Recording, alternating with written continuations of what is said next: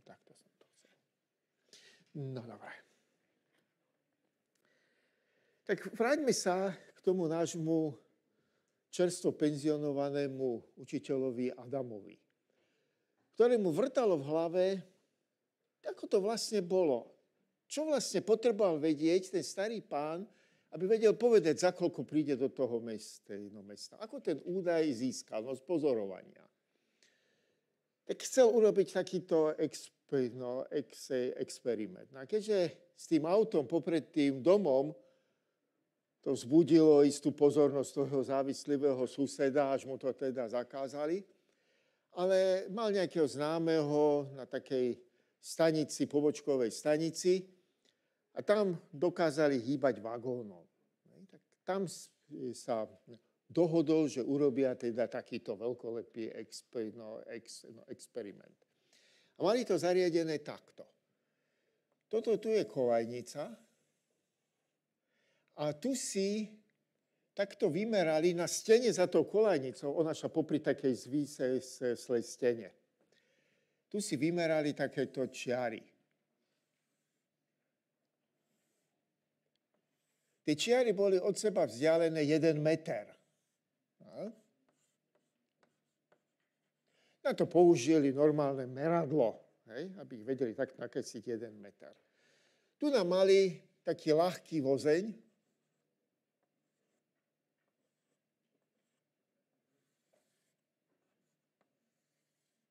tu je takýto ľahký vozeň, no ja ho nakreslím tak, toho zaparkovali, úplne, aby im túto prvú čiaru tu nakryl. A teraz, keď ten vozeň ako rozbehli týmto smerom, tak chceli zmerať jeho rýchlosť, to je počet metrov za sekundu. Tak tu sa postavil ten jeho kamarát a mal hodiny. Tie hodiny každú sekundu zapípali. Mali ich tak nastavené, že každú sekundu vydali také veľmi krátke zapípanie. Oveľa kratšie ako 1 sekunda. Toto je dosť dôležité. Čiže nie je to úplne nulový pík, ale veľmi krátky pík. A teraz, keď sa toto hýbalo s tou rýchlosťou V v tomto smere, tak on počítal, koľko medzi 2 pípnutiami prejde tu na týchto čiar. Predpokladajme, že tých čiar za 1 sekundu prešlo, zoberme, že 10. Vy si vyrátate, koľko to je kilometrov za hodinu, že? No, pomerne veľa, ale budíš, hej. Čiže prešlo 10 čiar, čiže 10 čiar, napíšem. Čiže z tohto usúdili, že tá rýchlosť V sa rovná 10 metrov za sekundu. Predpokladali, že keby išli ďalej, sa hýbe rovnomerne, že zase by nám mali 10, keby tie pípania dali na polovicu, tak by to bolo 5, čiže hýbe sa rovnomerne. Tu bol ten pán Adam.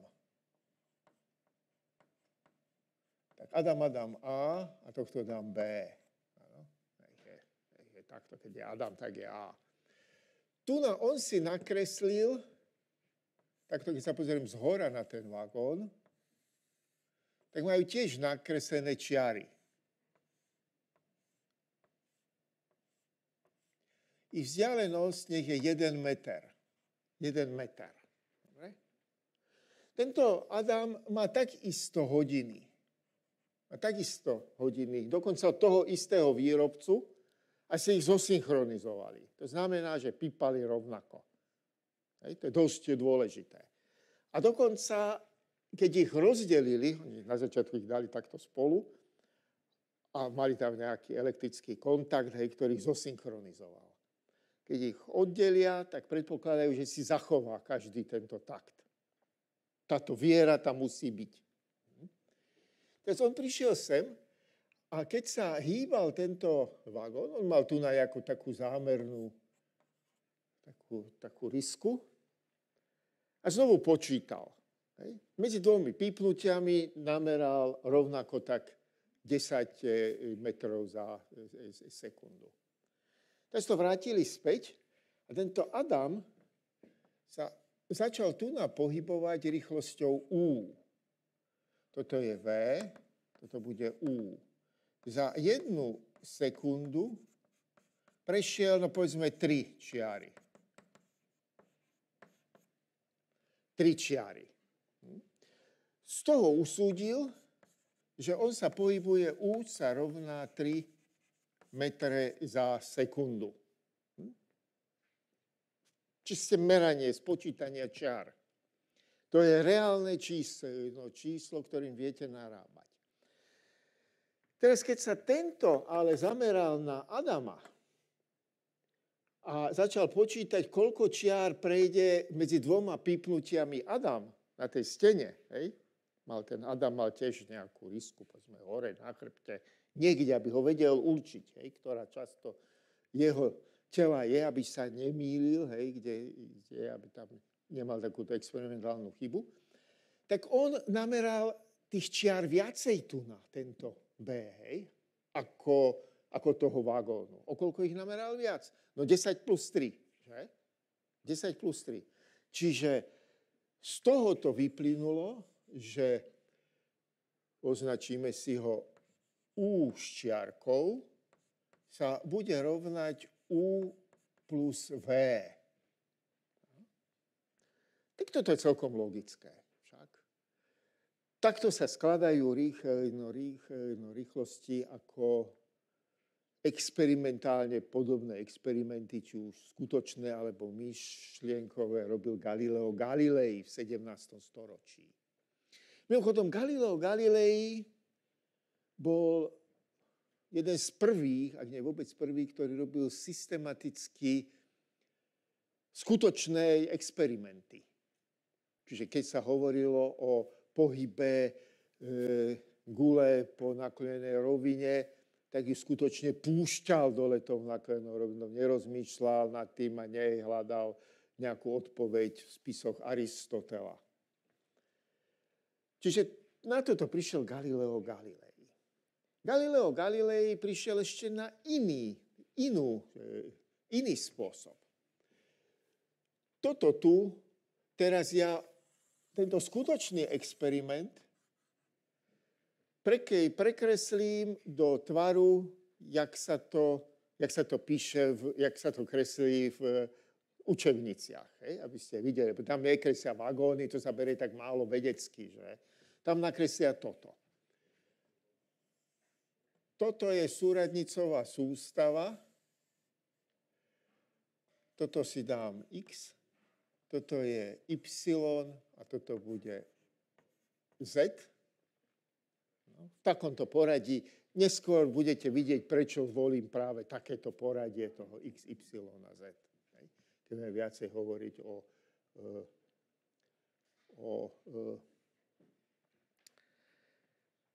keď budeme viacej hovoriť o vektoroch. No, tu v tomto počiatku je ten pozorovateľ B. Hej? V našom prípade obvykle tam dávajú nečiarkového pozorovateľa a tam dávajú čiarkového, ale my sme sa už dohodli, že ten, čo stojí na peróne, ten Adamov kamarát, bude B. A toto je ten vagón, ktorý bude X čiarkou, Y s čiarkou a Z s čiarkou, ktorý sa hýbe tu na touto rýchlosťou V. To je to, čo meria, tu je ten Adam, hej? Tu je ten Adam. Ano. Čiže toto je stanica, toto je vagón, tu má nakreslené tie čiarky, a tu má nakreslené čiarky na tom vagóne. Teraz, keď sa toto tu nahýbe, ako to je? Čiže tieto čiarky v smere osy X sa menia. Hej? Toto sa bude tu posúvať, toto je jeho poloha. Hej, toto je poloha X. Dobre? Dokonca X0 sem dám takto. pochopiteľne toto x0 sa bude rovnať, keď toto si tu označím ako 0, to sa bude rovnať 0 plus v krát t. Áno, plus v krát t. Tak vidíte, že toto bude narastať to x0. Dokonca aj keď sem dám túto čiarku a ten Adam bude tu.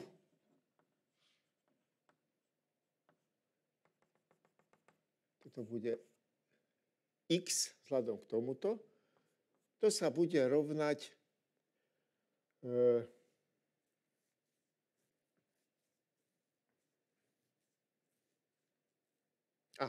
takto. Toto tu je vzdialenosť x čiarkou. Dobre? Toto tu je vzdialenosť x čiarkou. To je počet tých čiar, koľko je vzdialený od počiatku na tom vagóne. To je x čiarkou. To viem odmerať. Keď už mám tie čiarky, tak dokonca to stačí len spočítať. Ale viem to dobre odmerať.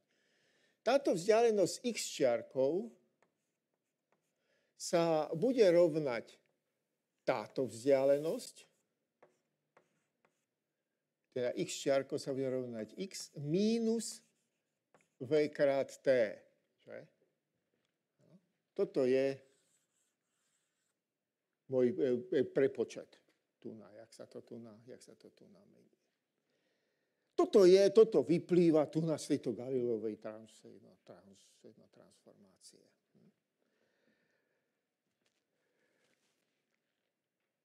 Dokonca sedí rozmerovo rýchlosť V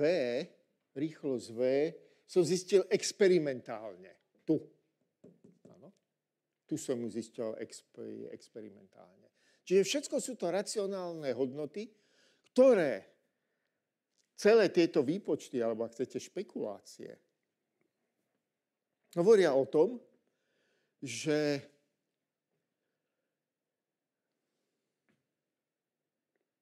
čas, tie hodiny bežia rovnako jednému aj druhému a rovnako, že tá informácia o okamžitej polohe toho daného, povedzme, Adama k tomu jeho kamarátovi Bernardovi, nech je B, príde okamžite. No ako si sprostredkujeme túto informáciu? No pozerám sa, že? Ako inak. To znamená cez elektromagnetické žiarenie, ktoré vidíme, voláme ho svetlo. To elektromagnetické žiarenie v intervale 400 až 800 nanometrov. To je to, čo vidíme. Hej? Budeme ešte o tom hovoriť, prečo vidíme práve v takomto intervale. To teraz nebudem rozoberať. Čiže predpokladá sa, že táto informácia príde okamžite. Neskôršie merania ukázali, že tá informácia, alebo ak chcete, svetlo sa šíri asi 300 000 km za sekundu, čo je strašne vysoká rýchlosť. Čiže v podstate môžeme povedať, že je to okamžite. Dokonca na začiatku 17. storočia René Descartes tvrdil, že svetlo sa šíri okamžite, práve na základe istých nepodarených experimentov, prípadne špekulácií. Totižto rýchlosť svetla sa pokúšali zmerať už Gréci. To nemohlo uniknúť Grékom takáto, v období, keď merali vzdialenosť Zem, Mesiac a Zem, Slnko. No mali to vymyslené takto.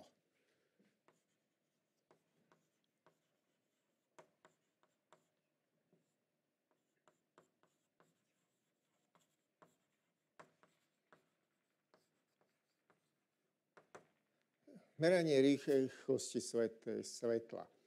Tu nám mali takto vymeranú bázu, ktorá mala dĺžku L. Tu nás sa postavil jeden pomocník Tam sa postavil druhý pomocník. Každý mal v ruke lampáš.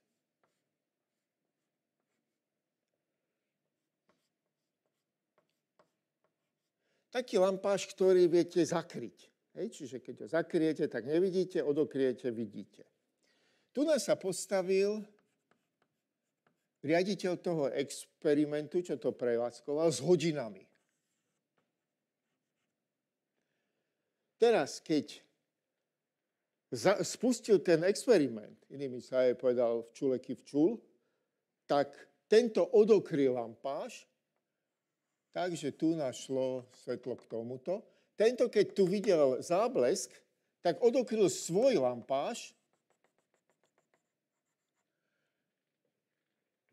a tento, keď tu videl záblesk, tak povedal teraz a ten zastavil hodiny. Čiže na začiatku, keď povedal začíname, tak ich spustil a keď uvidel tam ten pomocník záblesk, tak ich zastavil tie hodiny. Toto znie logicky, že? Až na to, že nikdy nič nenamerali. Tak asi viete prečo. Že?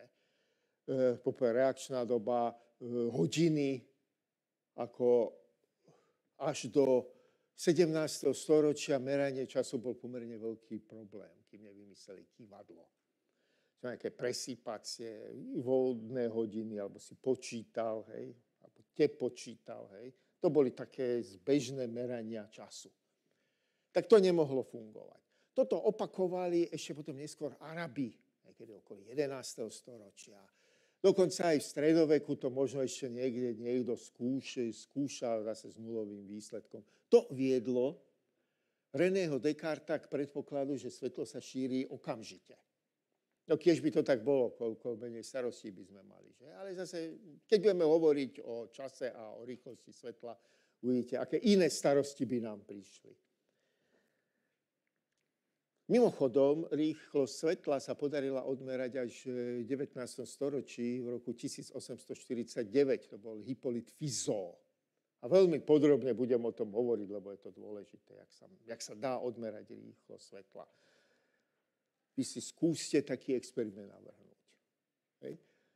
A poďte sa poučiť, pochopiteľne, opýtať umelej inteligencie, tá vám to aj nakreslí. Hej? Ale skúste si to tak premyslieť. No dobre, takže tu nás sa predpokladalo, že tá rýchlosť je svetla, vzhľadom na rýchlosť pohybu je teda veľmi veľká. A preto toto skladanie rýchlosti nebolo spochybnené. To je tzv. Galileova transformácia a toto je Galileové skladanie rýchlosti, ktoré pochádza zo 17. storočia a dá to v istom zmysle zdravý rozum. Vo vašich príkladoch používate v podstate tieto dva vzorce v nejakej podobe. Poďme sa pozrieť. Ešte sa tu vrátim k tomuto. Hej. Čiže toto si viete prekresliť na ten vagón, alebo ten vagón si viete prekresliť na toto.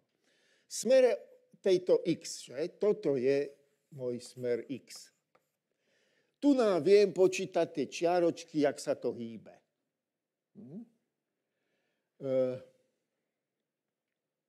Toto je rýchlosť U. Tohto tu no takto, už čiarkou, budem si povedať, že všetky tie, ktoré som tu v tejto súradnej sústave meriam, sú s čiarkou. Dobre? Tu podľa Galileovej transformácie by meral tento B, by meral U sa rovná U s čiarkou plus V. Ano? Toto je Galileo. Toto je Galileo Galilei. Ako to s tými súradnicami Y a Z? Keby som si tu nakreslil nejaké čiarky,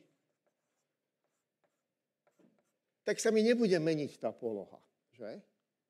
Pretože idem kolmo na tú súradnú sústavu. Ja som si samozrejme umne otočil tú súradnú sústavu tak, aby som mal jeden smer rovnobežný s pohybom. Hej? To isté platí aj tu. Čiže to znamená, že ak sú dva smery rovnobežné, neskôr budeme vedieť vektory rovnobežné, tak oni sa vlastne nemenia. To je veľmi zaujímavá vlastnosť vektorov. A paralelné vektory sú si totožné. A k tomu ešte veľakrát vrátime a budem to doslova zneužívať, alebo chcete používať. Dobre. Poďme sa teraz pozrieť na skladanie rýchlostí v rozličných smeroch.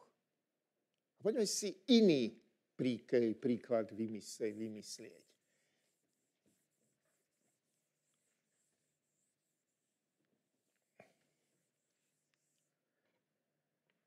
Ten jeho závislivý sused, ten stále chcel v niečom byť lepší, ako pán Adam, to tak už býva so závislivými ľuďmi.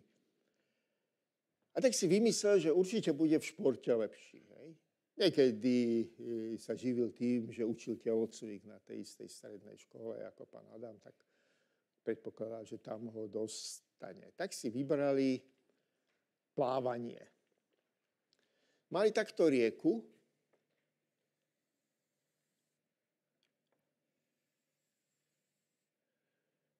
Tá rieka, tento rozmer bol L a vymerali tu na takúto vzdialenosť L. Ten prúd tej rieky bol takto V. A teraz ten závislivý sused, samozrejme si to dobre, aby určite teda vyhral, tak si vybral tento smer. Čo pôjde s týmto smerom, rýchlosťou U, tak jeho rýchlosť bude U plus V. Hej? No dobre, na tomu pán Adam neskočil, hej, tak musí sa vrácať aj späť, aby bolo U minus V. Čiže to, čo tu získal, tu nastratil. Lenže z nejakého dôvodu, už tak nejako zintrigoval ten sused, prinútil pána Adama plávať takto. L, sem a späť. Ale samozrejme, tu je prúd V. Pochopiteľne tá rýchlosť tých plavcov musí byť väčšia ako je prúd tej rieky. Keď bola menšia, tak nikdy by nedoplával späť. To sa predpokladá. Tak myslím, že si to pán Adam neuvedomí, že v skutočnosti pláve takto. Ku podivu pán Adam na to kývol. Čo si myslíte prečo? Pretože keď tu on sa pohybuje, povedzme, boli rovnako zdatní plavci, tak tu je rýchlosť U. A toto takto sa mu pripočítava rýchlosť V. Zatiaľ, čo tu sa pripočítava celá, tu sa pripočítava len priemet do tejto osy. Že? Koľko tam unáša. No a keď sa vracia späť, tak sa mu zase pripočítava.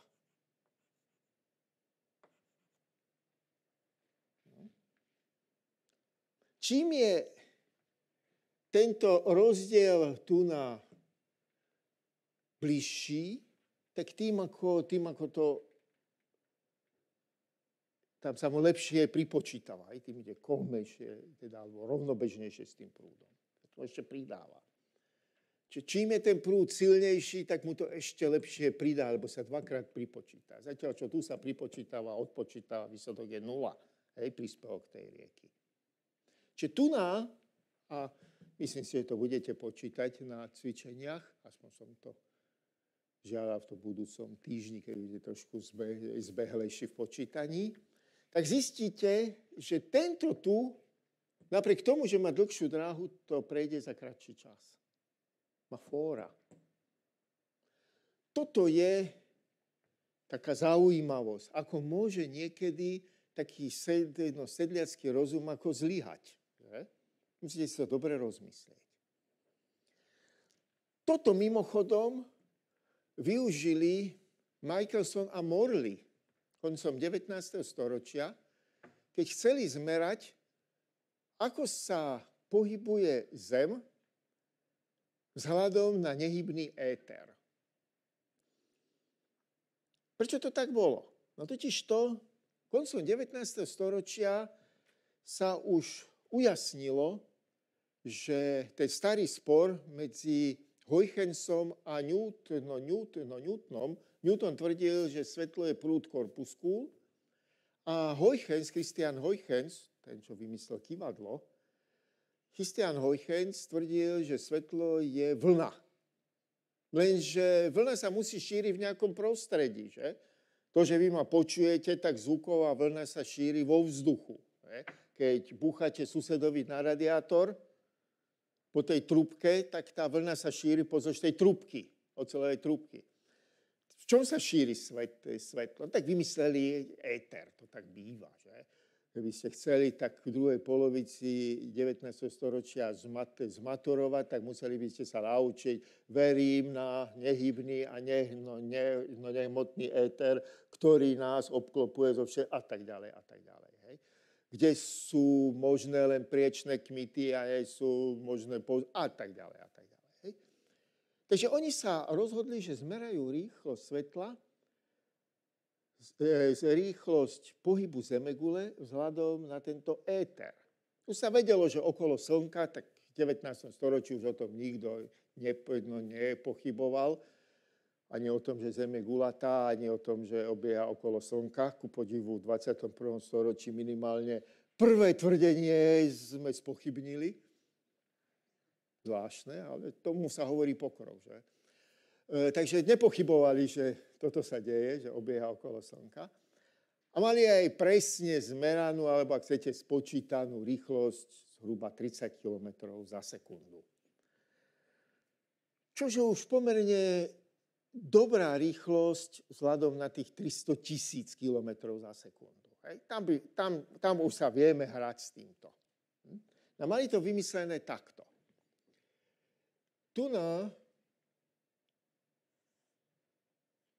nás si postavili tzv. Polopriepustné zrkadlo, tu nám mali zdroj svetla. Tu je tá polopriepustná vrsta. Mimochodom, polopriepustné zrkadlo nie je žiaden veľký high-tech. Je to tablička skla, ktorá je tak mierne pokovená buď striebornými alebo ortuťovými parami. Čiže čiastočne odráža a čiastočne prepúšťa svetlo. A keď to dobre urobíte, keď už to máte cvik, tak to pokovíte práve toľko, že sa to delí na polovicu, že tie intenzity tých lúčov sú rovnaké. Čiže tu nás sa odráža ten lúč smerom sem. Tu si dáte zrkadlo, tak toho vraciate späť. Druhá polovica toho lúča ide sem. Tu si dáte zrkadlo a teraz ide sem a takto sa vracia späť. Maličká chyba je v tom, že v skle sa svetlo šíri pomalšie ako vo vákuu. Hej? V tuhej látke, opäť budem o tom ešte niekedy hovoriť, zatiaľ to zoberte ako fakt. Tak aby toto eliminovať, sa pozrite, tu prechádzam tento lúč. Tu sa odráža, nejde do skla, tu prechádza rastým sklom. Tento ide, stadiaľ to sem, prechádza rastým sklom, vracia sa späť, prechádza druhýkrát tým sklom a tretíkrát tým sklom. Čiže aby som to kompenzoval, tak sem dám ešte takúto tabličku skla, ktoré sú rovnobežné a sú urobené z toho istého skla, len tá druhá nie je pokovená. A potom už tam nie je žiaden problém. No dobre. Teraz tu budem mať pozorovateľa. Ten pozorovateľ pozerá do ďalekohľadu. Oni tie dva lúče sú vlny. A teraz v tom ďalekohľade vidím svetlé a tmavé čiary. To je také, keď tie vlny prídu vo fáze, tak vidím svetlú čiaru, keď prídu v protifáze, tak vidím tmavú čiaru. Hej? Skutočne tam vidíte viditeľné oddelené takéto čiary. Oni použili sodíkové svetlo, to je takých 550 nanometrov, žlté, ak sa správne pamätám, 550 nanometrov, kľudne to môžete skontrolovať, či sa dobre pamätám. No a začali experimentovať. Aha, toto si narichtovali tak, že toto bolo v smere pohybu Zeme, to je nejaké V sa rovná 30 kilometrov za sekundu. Takto to mali narichtované. To už vedeli, že rýchlosť svetla C je 300 000. 300, dám tam tie nuly, km za sekundu, aby bolo vidieť, hej, ten rozdiel. Ale už to nie je taký nebetičný rozdiel, aký by to robili, ja neviem, vo vlaku, čo sa pohybuje 150 km za hodinu. Že? No a teraz si takými mikrometrickými šroubami vylichtovali tieto čiarky. Oni tam videli takéto svetlé a tmavé čiary. Hej. Vyrichtovali si to tak, že tu bola nejaká hrana pri tejto nule. V tomto smere je to ten závislivý sused. Hej. Tu sa pridá a tu sa odoberie. V tomto smere je to ten pán Adam. Že? On ide v podstate takto. Čiže sa pridá, stále sa pridáva. Čiže tento by mal prísť skorej ako tento. Takže to my nevieme zmerať. My vieme zmerať len rozdiel. Takže to mali urobené tak, že si to v tejto polohe vyrichtovali na tú čiarku a teraz to celé otočili o 90 stupňov, čím tú výhodu premenili na nevýhodu a nevýhodu na výhodu. Je? A mali sa tie čiarky posunúť. To si spočítali, že sa posunú tak, akože to budú pozorovať, že to bude pozorovateľné. No mali to vymakané úplne do dokonalosti. Toto celé to zariadenie mali na takej ťažkej mramorovej doske a tá plávala v ortuti. Dneska by vám to nikto nedovolil, že? Ani by ste to nezaplatili a po druhé by vám to nikto nedovolil, takú otvorenú hladinu ortute, to pomerne jedovaté. A tej sa to tak ešte nevedelo, alebo nebralo sa to vážne. To pracovné lekárstvo ešte nebolo na takej veľkej výške. No a čiže keď si to vyrichtovali, tak to bez trenia otočili o 90 stupňov a pozerali, jak sa im zmenia tie čiarky. Nezmenilo sa nič. Opakovali to, dokonca robili to v pivnici a v noci a nikto nemohol byť v budove, okolo budovy zastavili všetkú prevádzku, kde boli otrasy a nikdy nenamerali nič. To je jediný experiment, ktorý Michelson dostal Nobelovú cenu, pretože nevyšiel. Najprv to bolo veľké prekvapenie. A potom si ľudia začali klásť otázku, že ako je to s Galileovou transformáciou. Ako je riešenie tohto celého, to vám poviem pri špeciálnej teórii relativity. Museli ste skladať tú rýchlosť nejako inak. Hej. Vysvetlenie také empirické bolo od Lorenza, ktorý našiel špekulatívne takú transformáciu, ktorá sa pre malé rýchlosti podobala na Galileovu a pre veľké rýchlosti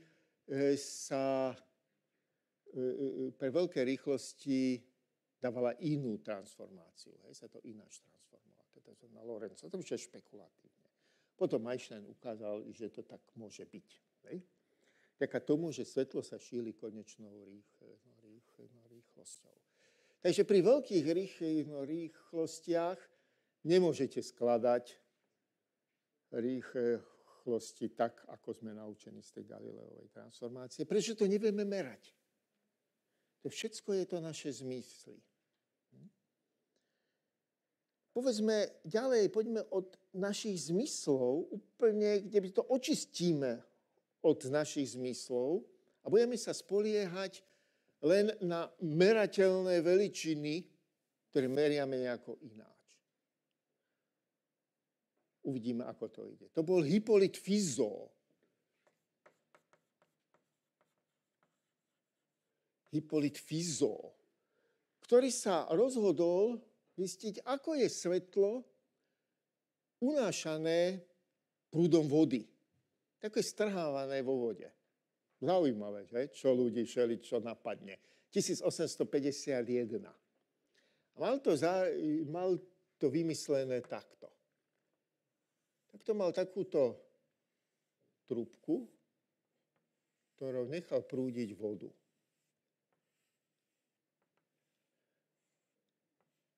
Slova tu na to nie je veľmi schematický, mal to skutočne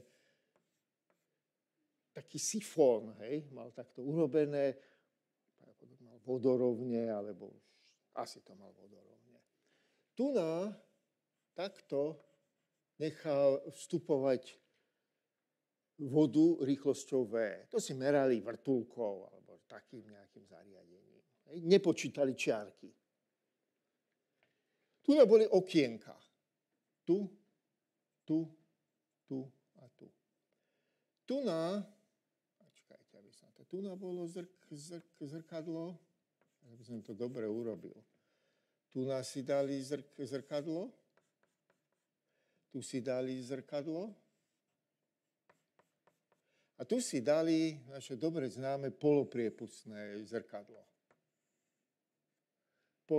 Polopriepustné zrkadlo.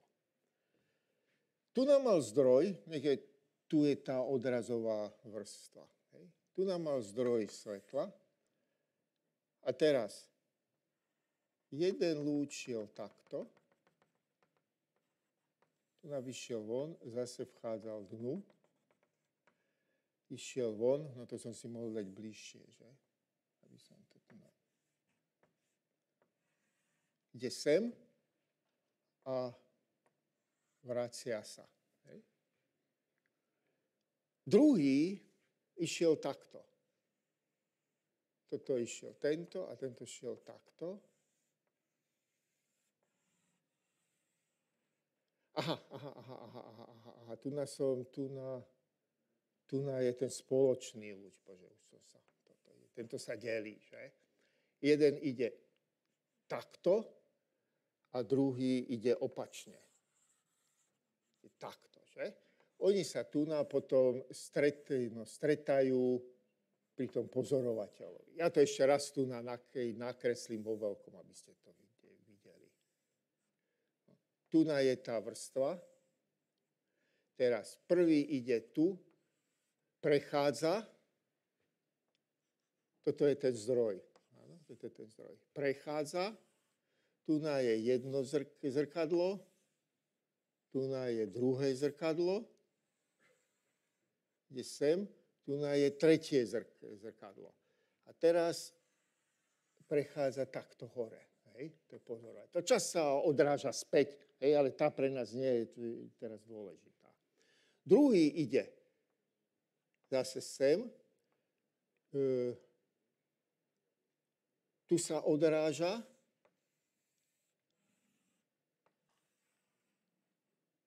A ide sem.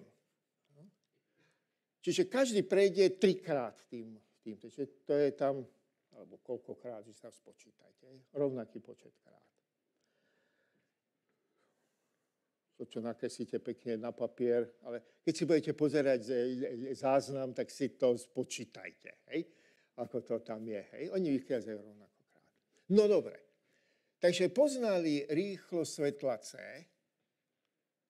a vedeli, že vo vode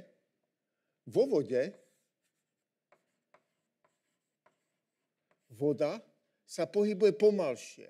Rýchlosť C s čiarkou rovná sa C lomeno N, kde N je index zlomu. Keď bol index zlomu 2, čo je veľmi vysoký index zlomu, tak v tom médiu sa pohybuje polovečnou rýchlosťou ako vo vákuu. Voda má asi 1,4, čo je pomerne veľa. Index zlomu. Ten výsledok bol takýto. C s čiarou rovná sa C lomeno N plus V krát 1 mínus 1 lomeno N na druhú. N na druhú. Tak toto vychádza presne zo skladania rýchlostí. To bolo plus mínus. Hej. podľa toho, či to meriate v smere alebo proti smeru. Toto bolo obrovské prekvapenie, pretože tam bolo navyše a dokonca záviselo to od indexu lomu. Neskôr toto bolo experimentálne zistené. Neskôr sa zistilo, že oni prvý raz namerali relativistické skladanie rýchlosti, tak ako ho navrhol Einstein v špeciálnej teórii relativity v roku 1905. Čiže keď prídeme k špeciálnej teórii relativity, tak istým matematickým postupom z toho relativistického skladania rýchlosti vám odvodím tento vzťah. Tak si ho pamätajte a keď som náhodou, nepredpokladám, že to zabudnem, ale keby som zabudol, tak sa toho dožadujte. Tiež sa môže stať, že zabudnem, ako to robí. Prípadne, keď sa opýtate umelej inteligencie, tá vám to ešte aj nakreslí. Keby ste chceli dopredu, boli zvedaví, ako to je. Ale nemusíte, že máme toho, čo hovoriť všeličo. Čiže už koncom 19. storočia bolo viacej menej isté, že to Galileové skladanie rýchlosti je kvač. Tam je nejaký problém. Len sa nevedelo ako. Až sa čakalo na ten rok 1905, keď Einstein napísal tie svoje 3 slávne články, ktoré vás potom budem hovoriť. A otvorilo to novú éru ako vnímania reality. O vnímaní realite sa hovorí už dlho. Ja sa k tomu ešte aj dnes vrátim. V 17. storočí to vyvrcholilo. Tá hádka medzi tými racionalistami, ktorí ako to, čo vidím a cítim, je skutočné, alebo odmeriam, a tými idealistami, ktorí tvrdili, že tu existujú ešte iné svety, na ktoré my nevidíme. Kedy to boli tie Platónový svet ideí, alebo ten bezčasový svet Tomáša Akvinského, alebo metafyzický vzťah ku hmote a k pohybu hmoty. To sa vášnivo diskutovalo. Jeden z vášnivých zástancov metafyziky pohybu bol Leibniz. A prečo nie? Na to môžeme diskutovať. Takže párny stroj na tom nepostavíte. Tu prišiel Newton, ktorý v podstate na tom piesku metafyziky postavil jeden pevný hrad, ktorý nikdy nebol dobitý. Hrad daný na jednoduchých vzorcoch. Tie vzorce, ktoré sa budete učiť, akože F rovná sa M krát A, alebo že vzdialenosť pri priamočiarom pohybe je S0 plus V krát T a tak ďalej. To všetko vyplýva z tých jednoduchých vzorcov, ktoré sú dané z pozorovania, aby sme vedeli s nimi narábať. Pretože vďaka tomu viete postaviť párny stroj. Na metafyzike párny stroj nepostavíte. Sú také dystopické romány, v ktorých žiaden Newton nebol, alebo sa venoval niečomu inému.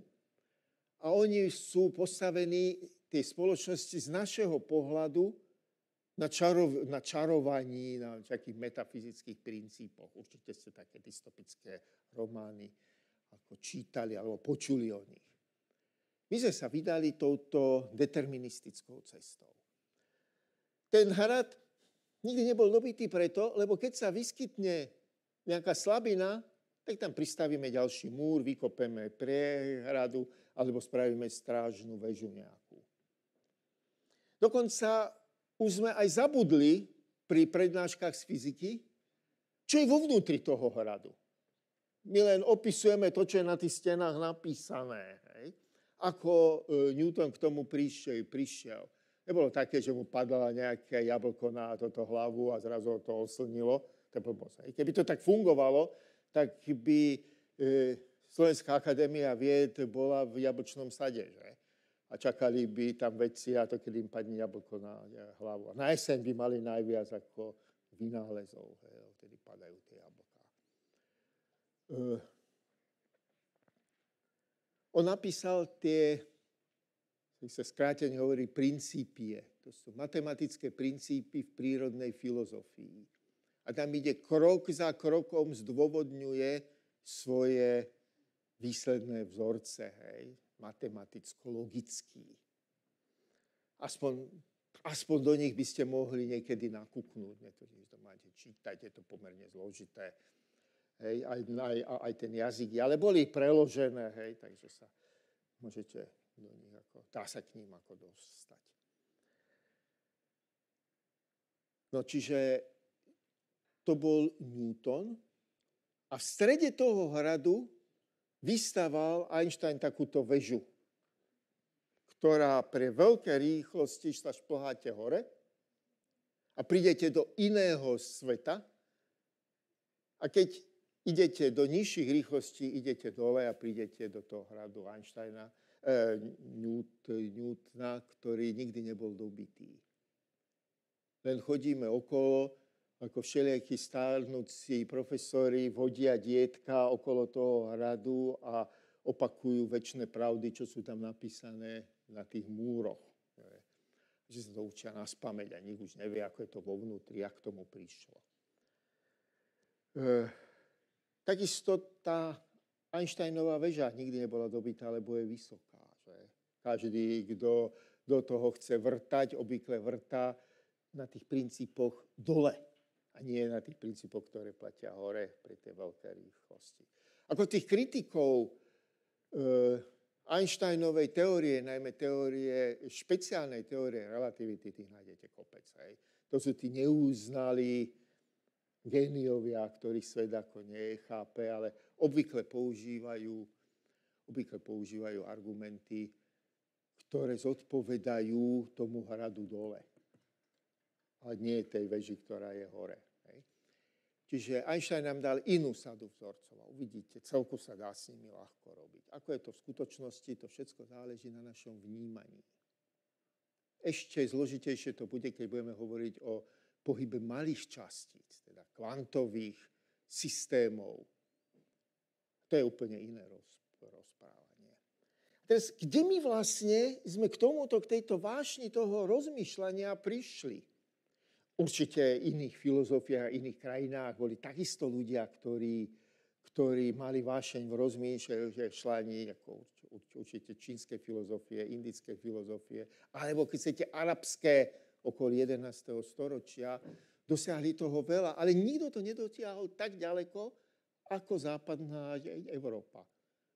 Do toho spojenia determinizmu, filozofie a pozor technológie, ktorá je na tom postavená. Čože na jednej strane dobré a na druhej strane zlé. Za chvíľku k tomu prídeme. Vráťme sa teraz 20 storočí dozadu, 25 storočí dozadu, do predsokratovskej éry v Grécku. Tam bol prvý z toho, ktorých ja budem spomínať, je Pythagoras. To bol ten, ktorý hovoril o teórii čísel. Príroda je postavená na číslach. To bol istý druh viery. Čísla, ktoré oni používali, boli racionálne.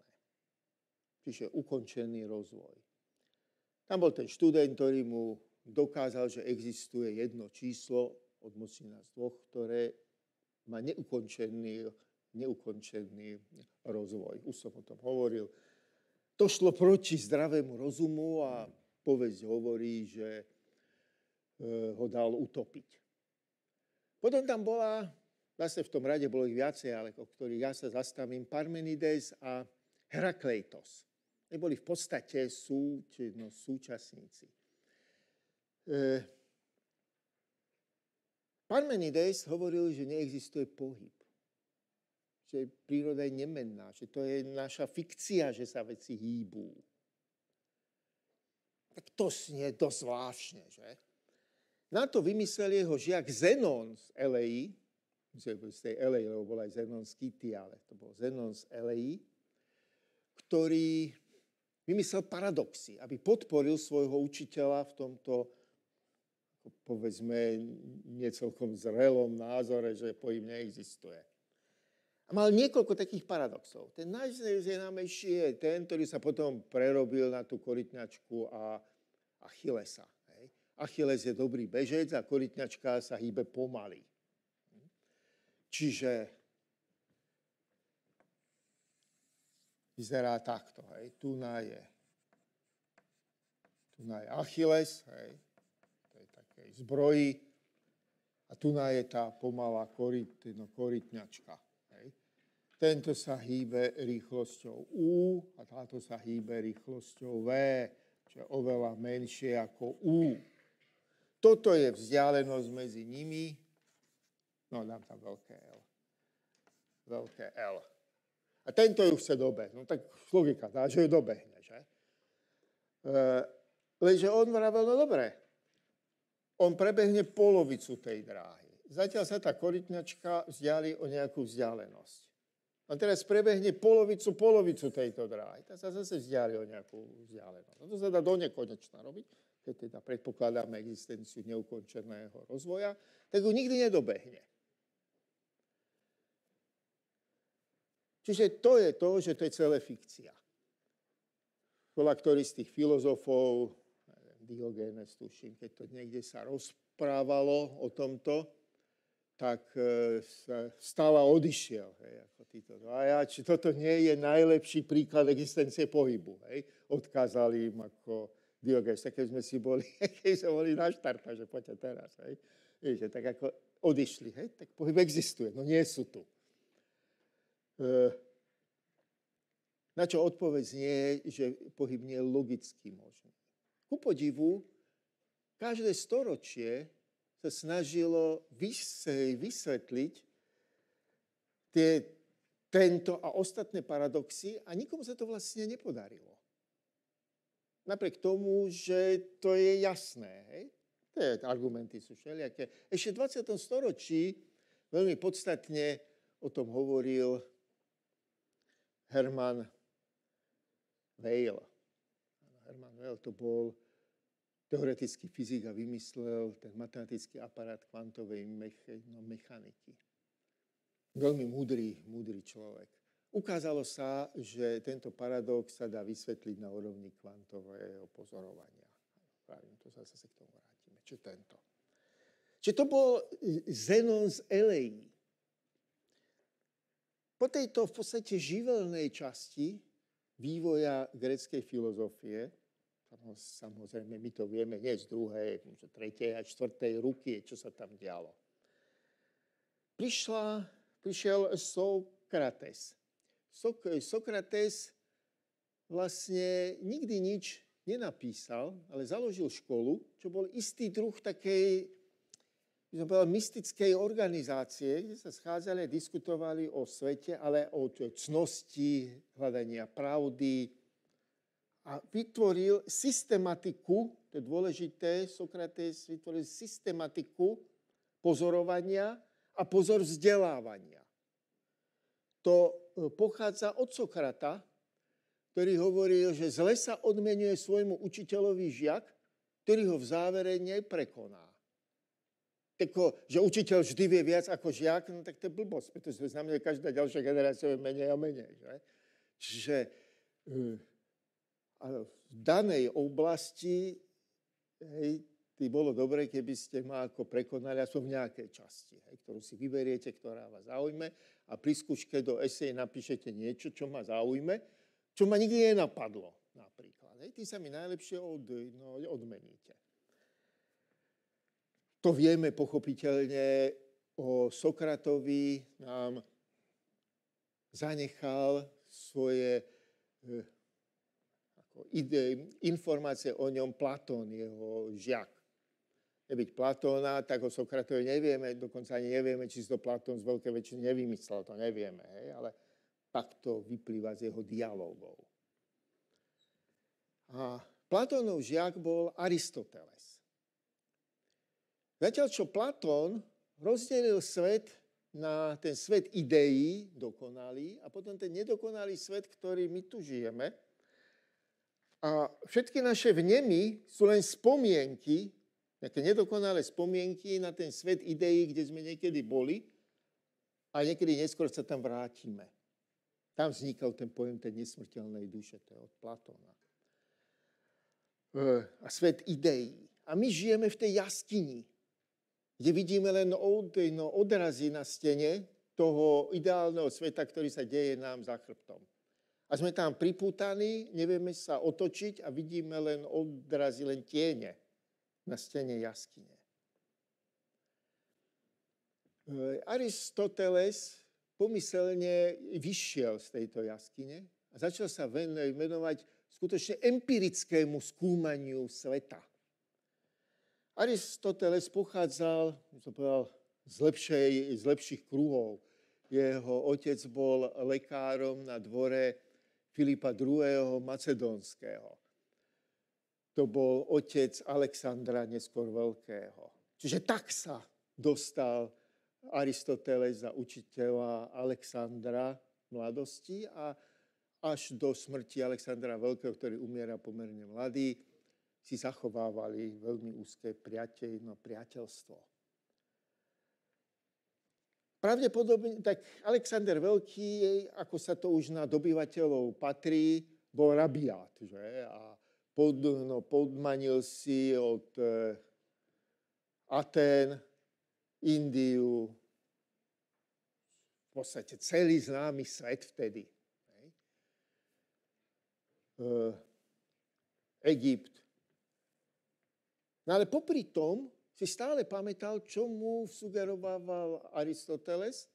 To znamená, že počas svojich výbojov jednak absorboval vedomosti, inými slovami kradol knihy, alebo teda jeho podriadený, a učencov.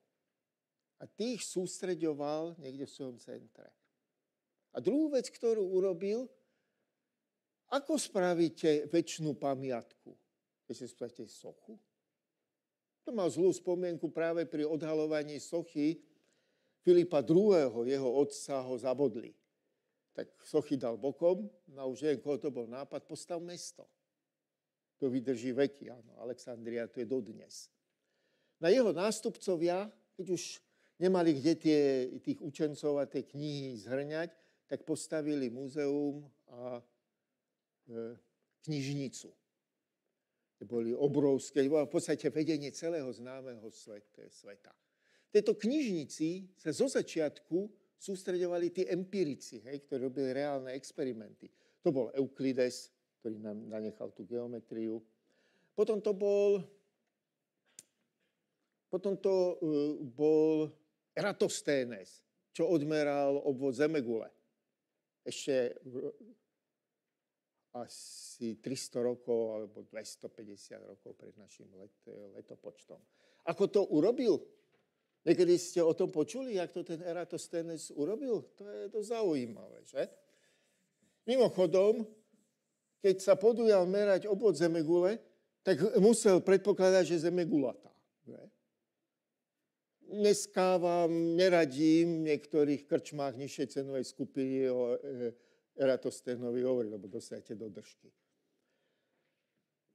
Čiže keď je toto Zemegula, toto nie je v mierke, toto je Slnko, a je ďaleko od Slnka. To znamená, že lúče prichádzajú zo Slnka rovnobežne.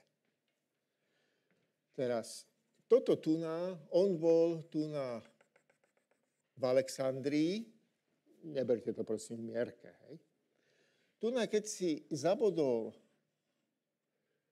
palicu kolmo do zeme, tak zistil, že tu je nejaký uhol φ medzi dopadajúcimi lúčmi a tou palicou.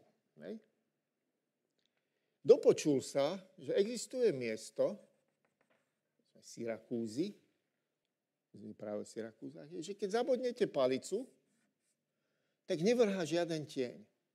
Rovnobežná s tými lúčmi. Tento uhol je tu.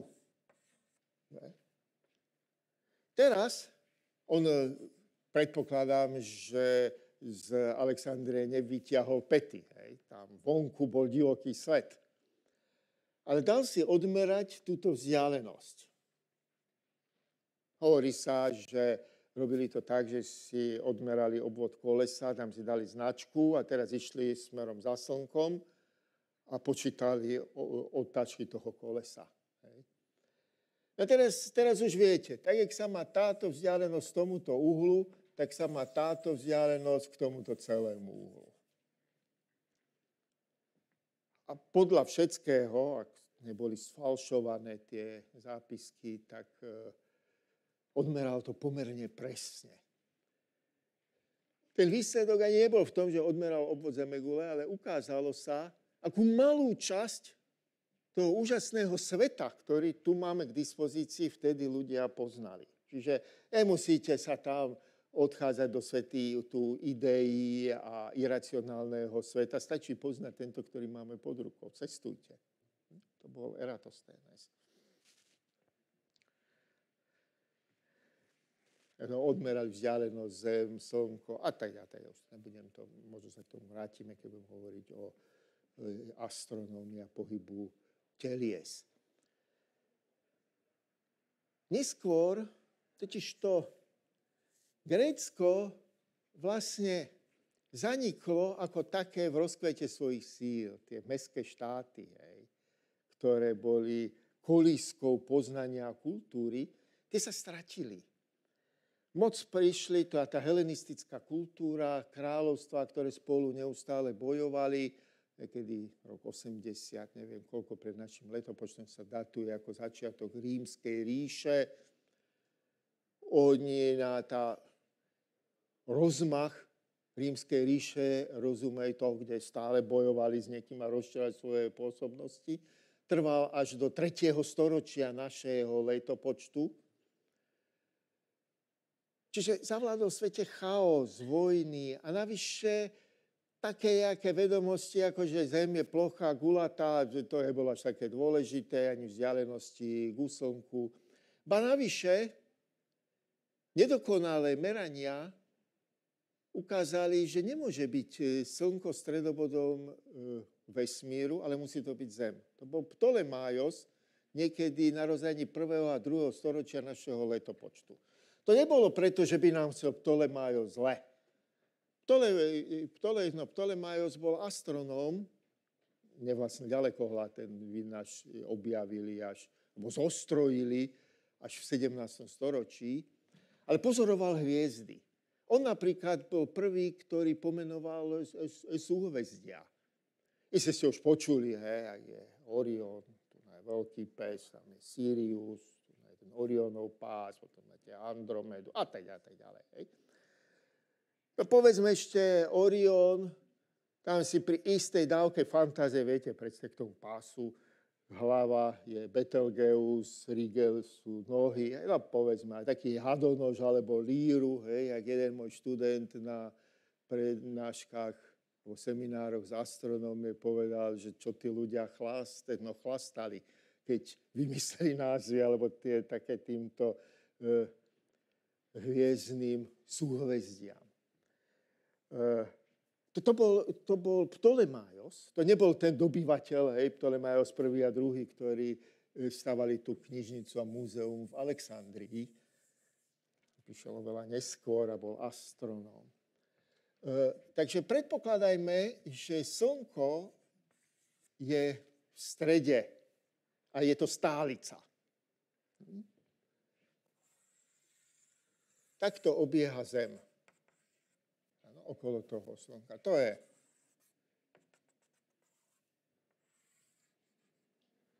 takto v tejto rovine som to nakreslil.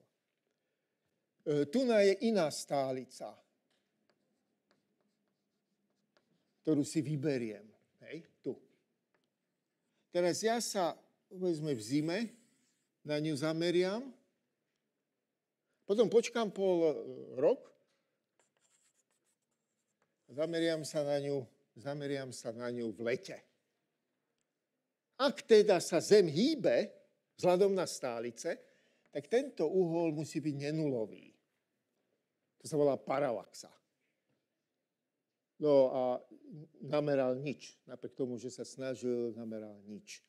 No ani nemohol, to je proste tak, jak s tým svetlom. K najbližšej stálici tá paralaxa je menej ako 1 oblúková sekunda. To je sakramenský malý uhol. Čiže z toho usúdil, nie že by nám chcel zle, ale usúdil, že Zem stojí a Slnko obieha okolo Zeme a všetky ostatné planéty obiehajú takisto. Po kružnicových dráhach, samozrejme to nesedí, tak potom tam dodali ešte kružnice kružníc, to sú epicykly a to sa stále zdokonalovalo, až tam bolo tých kružníc toľko viac ako kolečiek vo švajčiarskych hodinách. Ale všetko to bolo spravené preto, že nenamerali tú paralaxu. Dokonca ten veľký kopernikovský obrad bol čiste špekulatívny. Mikuláš Koperník, ktorý vymenil Slnko za Zem. Čo sa k tomu určite vrátime. To bolo vysvetne špekulatívne, lebo ani vtedy nevedeli namerať paralaxu. Paralaxu nameral až Bessel v roku 1836. Pretože taký malý uhol sa sakramentsky ťažko meria. A teraz prídeme k súčasnej technológii. Ešte to si viem predstaviť, že tie zlomky oblúkovej sekundy, keď ste veľmi precízni a robíte to opakovania, máte precízny ďalekohľad, tak sa to dá urobiť. Že dneska merajú do vzdialenosti 30 000 svetelných rokov. Čož je, ako ja mi to pripomína ako čarodejníctvo. Že skrátka vymýšľajú. Ale predpokladám, že to majú nejaký spôsob, jak to urobiť. To sú tie satelity, ktoré neobiehajú okolo Zeme, ale vyniesli ich do tých kvázi stacionárnych bodov, do toho Lagrangeovho bodu 2, ktorý 1,5 milióna kilometra ďaleko, sa tam vedia trafiť. Nám sa deje presne to, čo sa dialo ľuďom niekedy v okolí začiatku letopočtu. Prestali dôverovať nejakým týmto objavom a racionálnym pozorovaniam a obratili sa do seba. A tak by som povedal, vrátili sa do tej Platónovej jaskyne. A tam sa ako zamýšľali nad sebou. Tam to bola tá veľká zmena od Aristotela až po Plotina, tak slovenský Plotina, ktorý práve objavil neoplatonizmus a začal sa opäť obracať do toho sveta ideí a toho nedosiahnuteľného sveta cností, pravdy, dokonalosti, kde reálny svet je na najnižšej úrovni úplne nedokonalý. To potom neskôr, a to už je iné rozprávanie, zhutnil svätý Augustín, keď okolo 5. storočia, ak sa správne pamätám, to tiež si overte, ktorý vytvoril vlastne ideologický základ kresťanstva, kde pospájal židovské, možno aj teda grécke pohľady, Platónové pohľady, ostatné povery. Áno, niekto, keď som v tých svojich videokách hovoril o Alexandrijskej knižnice, tak vraj, že to bolo hniezdo povier a tmárstva, čarodejníctva, áno, tej druhej časti. Však preto rozúrený dav kresťanov niekedy okolo roku 465 ubil tú poslednú správkyňu Hypatiu, to bola posledná správkyňa knižnice, ako čarodejnicu. A knižnicu zapálili. Ona ju zapalovali všelijako za tie roky. Jej trvanie bolo viac jak 700 rokov. To je dlhšie ako novovek.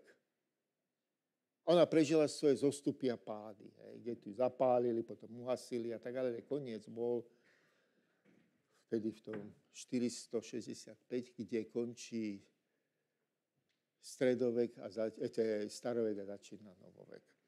Prečo o tom takto hovorím? Ako vidíte, prekladám to s našim pohľadom, ktoré budete neskôr musieť nejako interpretovať minimálne pri počítaní príkladov. To je taká tá schizofrénia. pri príprave na skúšky. Samozrejme, počítanie príkladov, to je vaša príprava na inžinierské povolanie. Pretože ako inžinieri nemáte čo špekulovať, ale musíte robiť niečo, vyrábať. Obvykle podľa niečoho. Alebo ako riadiť podľa nejakých predpisov. Na druhej strane by bolo dobre, keby ste vedeli aj kúsok ďalej posunúť. Nielen opakovať to, čo sa udialo. Preto je dôležité sa vrátiť ku takýmto koreňom a hovoriť to v súvislostiach.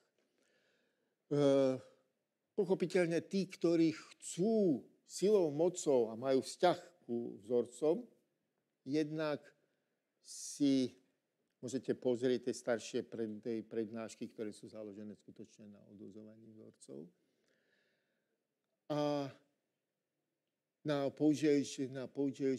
požiadanie vám odvodím niektoré časti s porozumením, ale podľa môjho názoru na to musí dorazť sám každý na to odvodzovanie a musí si to stotožniť, že sa neučil naspamäť, ale musí to nájsť takúto vnútornú krásu. Čiže ja len otváram dvere. A však nikdy som si také zásluhy nerobil, že by som vás niečo naučil. Ja vám len otvorím dvere. Naučiť sa musí každý sám. No a teraz sa poďme pozrieť meranie paralaxy. Pravím, bolo až v 19. storočí. Napriek tomu ľudia už v 17. storočí pomerne málo pochybovali o tom, že či sa Zem obieha okolo Slnka, alebo Slnko okolo Zeme. To boli dva hlavné princípy sveta, alebo systémy sveta, ktoré vtedy boli v 17. storočí. Heliocentrický a geocentrický systém. Galileo Galilei povedal, že znútra sa to nedá rozhodnúť. Samozrejme, paralaxa by rozhodla, ale to si z nejakého dôvodu si povedali, že to nevieme namerať. Tak hľadali iné cesty, ktoré nevedeli nájsť. Ale napriek tomu, keďže tá heliocentrická sústava dáva omnoho presnejšie predpovede, ktoré pozerám, ako tá geocentrická, kde musíte kombinovať tie kružnice s inými kružnicami a tie iné kružnice ešte s inými kružnicami, to sa volá epicykly. Máte z toho taký kolotoč. Galileo Galilei hovorí, že ho že ho teda zatvorili na doživotie do toho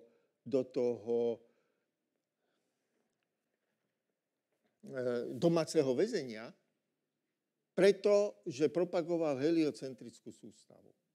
V 17. storočí to bolo cirkvi v podstate jedno. To nebol ich hlavný problém. Dokonca pomocou heliocentrickej sústavy dokázali v 16. storočí korigovať kalendár. Nebudem to teraz rozprávať niekedy inokedy. Z juliánskeho prešli na gregoriánsky kalendár, vďaka tomu, že predpokladali heliocentrickú sústavu. Čo to nebol problém. Problém bol to, že Galileo Galilei napísal nejakej svojej priateľke, že Biblia nás učí, ako sa dostať do neba. A nie to, ako je to v nebi zariadené.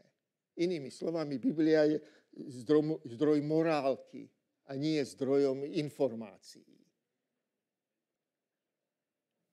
No a to sa dostalo do uší jezuitom a len upáliť a upáliť to nejako sa ich to dotklo. A vtedy bol pri moci, som zabudol, ktorý pápež to bol z tých takých rozladených pápežov, lebo vtedy mali veľkú konkurenciu, že začínala reformácia.